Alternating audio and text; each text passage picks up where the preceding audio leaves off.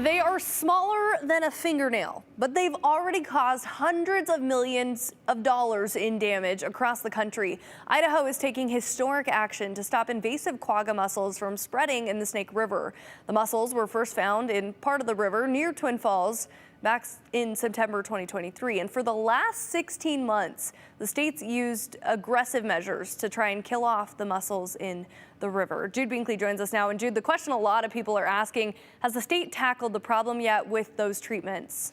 Well, it's definitely still an ongoing process, Hunter. Last fall, the Idaho State Department of Agriculture used an aggressive treatment on the Mid-Snake River for the second year in a row to get rid of the quagga mussels. And now we're in a waiting game to see if a third round is needed.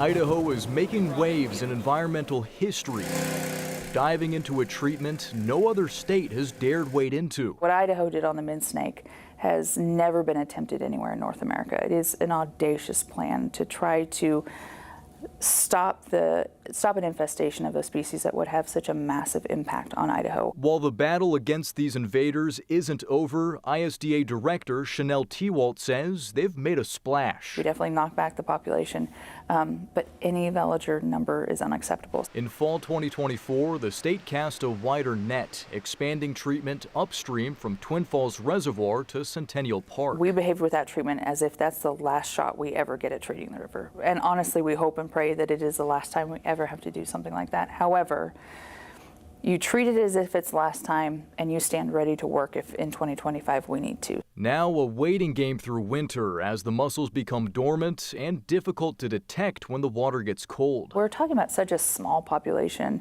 which is number one, why we talk about eradication. That's why we do a treatment, because there's not very many here yet, but it makes them incredibly difficult to find. Once the water's warm, the ISDA will survey the river with new environmental DNA technology to determine if another round of treatment is needed. Since the quagga crisis surfaced, the ISDA has ramped up their detection programs thanks to new funding. But Tewalt says stakeholders need to examine enforcement efforts on out-of-state boat traffic. We need to have a really critical conversation in Idaho about what out-of-state boat traffic looks like. If you are coming to Idaho again for the very first time and you're hauling a wake boat and you've been in an infested water body and you're hauling ballast water here, that is a significant threat to our water bodies. We don't ever want to do what we did on the Mid-Snake anywhere else. Invasive mussels have already had massive impacts on other states, draining hundreds of millions from the Great Lakes region and leaving a mark on Hoover Dam. It is cheaper in Hoover Dam to replace pipes than it is to clean them out. While the state has made strides, this is our charge and we take it really seriously. Tewalt says there's no watering down the vigilance needed to protect the state from mussels that threaten Idaho's hydropower, recreation, and irrigation. This is a state so entirely dependent on irrigation. Agriculture is our strongest industry in the state. It is part of our culture and it's such a legacy.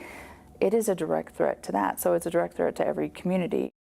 And on Tuesday, the ISDA shared a lot of that information with legislators to really brief them on where the state stands in this battle. I also talked with Idaho Fish and Game because the original round of treatment killed a lot of fish in that section of the river. They say there wasn't much of an impact from the recent treatment because many of those fish were already killed off, and there weren't many fish in the new sections of the river that were treated. However, Hunter, 2 sturgeon died from last fall's treatment on the Mid-Snake River. Well, I'm curious to see what those results are when it gets warmer. Thank you, Jude.